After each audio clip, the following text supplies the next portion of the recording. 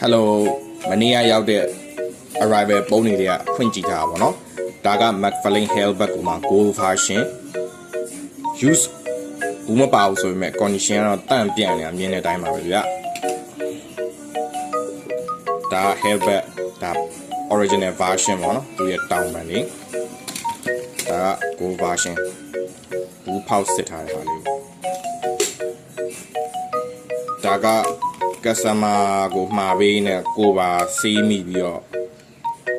မှာလိုက်တဲ့ဟာပေါ့နော်ကိုကိုက်တဲ့က line ဝင်ပါ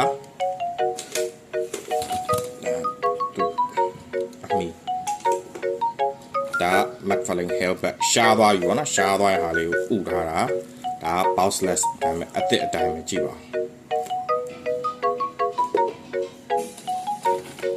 ကိုကိုက်ကို customer orderတန့်ပြန့်နေရပါဗျဘူးမပါတာလွယ်လို့ကျန်တာအားလုံးခွတ်တယ်ဗောနော်ဒါကတော့ချင်းသေးဒီချင်းသေးကြီးရဲ့ထူးခြားချက်ကလေ